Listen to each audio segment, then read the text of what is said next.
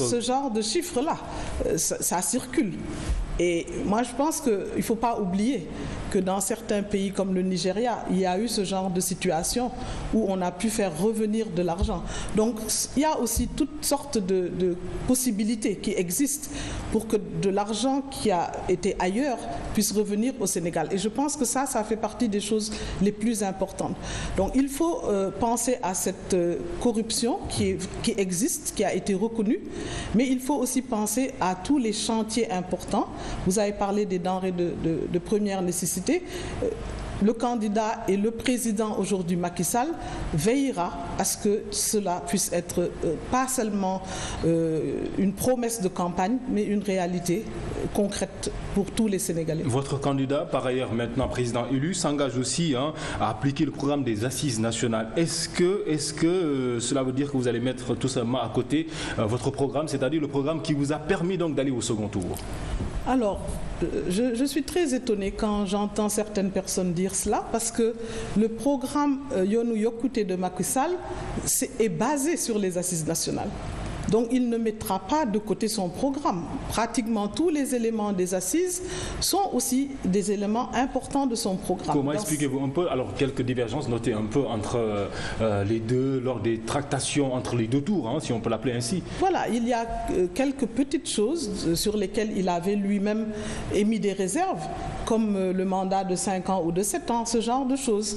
Et vous avez vu, je vous l'avais dit déjà la dernière fois quand j'étais sur ce plateau, que je considérais que c'était une personne très ouverte, qui n'était pas vraiment sur des positions figées. Selon vous, qu'est-ce qu'il faut faire, ramener le mandat de 7 à 5 ans? Enfin, je pense qu'aujourd'hui, les discussions vont vers ce mandat de 5 ans plutôt que de 7 ans. Vous préférez que ce mandat soit de 5 ans que de 7 ans? Moi, je n'ai pas de préférence, vraiment. Je crois que c'est au président Macky Sall de voir. Et je pense qu'avec les alliés, c'est dans ce sens qu'ils ont eu à avoir des discussions et peut-être même établi que ce sera pour 5 ans. Êtes-vous également pour la suppression du Sénat, comme aussi la suppression de cumul de fonctions entre chef de parti et président de la République?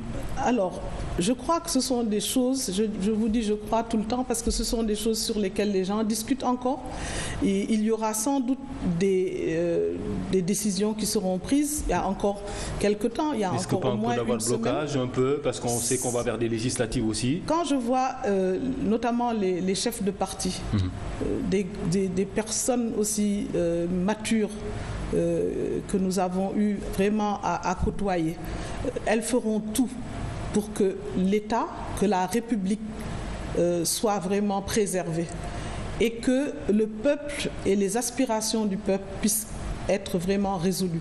Donc je ne vois pas des blocages qui puissent exister et je sais que le président Macky Sall a une certaine manière de voir les choses qui sont d'aller plus dans le sens de résoudre les problèmes des populations et donc il arrivera à trouver une solution. Et juste pour terminer également, vous avez été aussi ministre de la Santé, on s'en souvient, sous Wade, c'était au début même des années de l'alternance. Vous avez rencontré aussi Macky Sall entre les deux tours.